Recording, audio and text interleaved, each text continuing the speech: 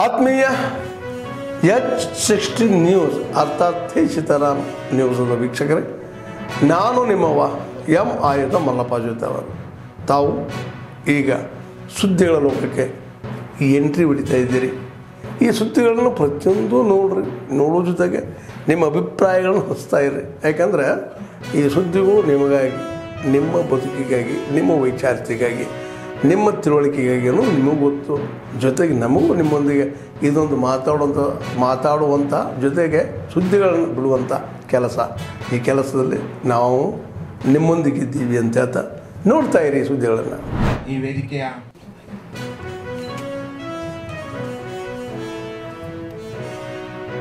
Bharat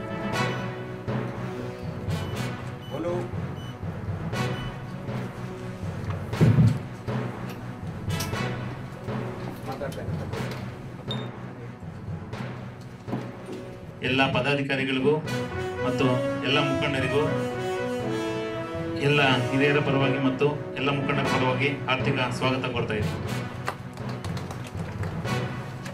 June 9ನೇ ತಾರೀಕು ಅವರನ್ನ 15ನೇ ತಾರೀಕು must prioritize both infrastructure and access to safe including the United Nations General Assembly and the Taiwan delegation.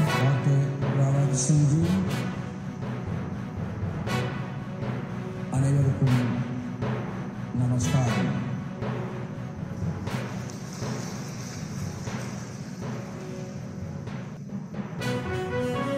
It gives me immense pleasure to join on this historic occasion as we celebrate these 75 glorious years of our college, Fatima Mata National College.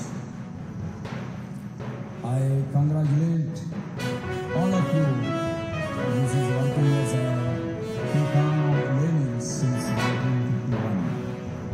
That is, this college was born 7 years before my birth. Why I am mentioning this? Just think, in those days how difficult it is.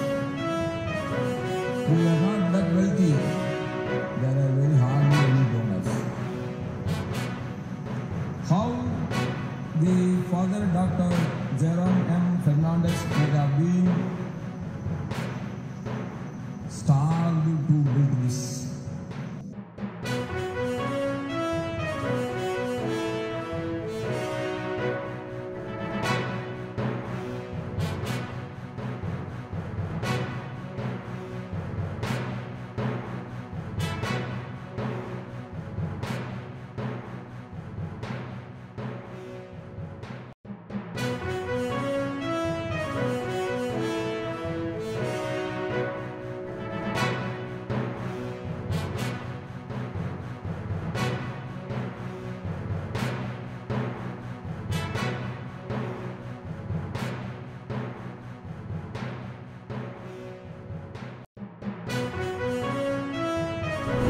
Chief Minister Siddaramaiah is not able to release the amount which he has promised earlier.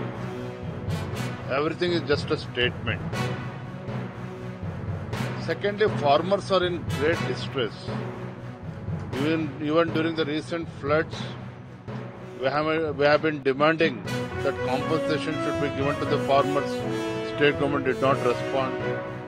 And from last couple of days, sugarcane growers are protesting in Belgavi district. Belgavi, Bagalkot, Bijapur, Kittur, Karnataka sugarcane farmers. They have been protesting from last few days. In fact, I'll be going tomorrow to attend the protest.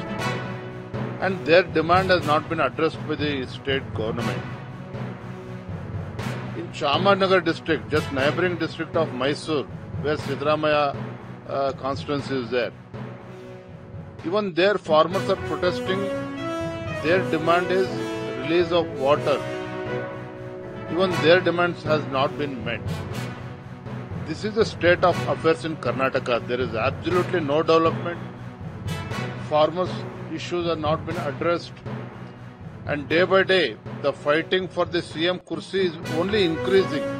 Neither Chief Minister nor District in charge Minister nor district in charge secretaries, they are not addressing the issue.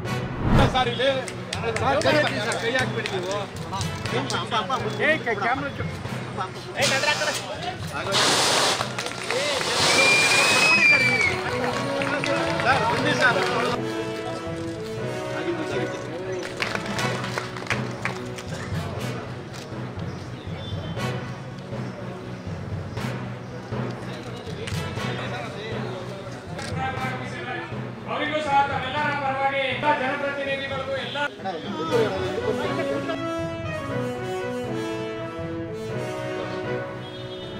ದೇವರಾಜರವರು ಸ್ವಂತ ಜಿಲ್ಲೆ ಇದು.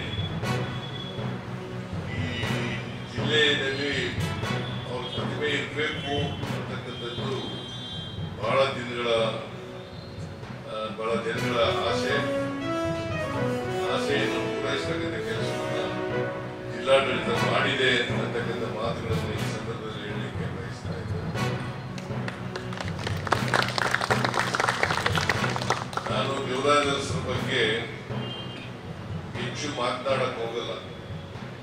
ದೇವರಾಜರು ನಮ್ಮ ಜಿಲ್ಲೆಯವರಾದ್ರೂ ಕೂಡ ನಾನು ದೇವರಾಜರು ಮುಖ್ಯಮಂತ್ರಿ ಆಗಿರುವಾಗ ನಾವು ಬೇರೆ ಬೇರೆ ಪಕ್ಷದಲ್ಲಿ ಇದ್ದೇವೆ. ನಾನು ಜನತಾ ಪಾರ್ಟಿಯಲ್ಲಿದ್ದೆ, ಅವರು ಕಾಂಗ್ರೆಸ್ ಪಕ್ಷದಲ್ಲಿ. ಆದರೂ ಕೂಡ ಅವರ ಸಾಮಾಜಿಕ ನ್ಯಾಯದ ಮಕ್ಕಳಿಗೆ ಬೇರೆಯವರಿಗೆ ಮಾದರಿ ಅಂತಕ್ಕಂಥ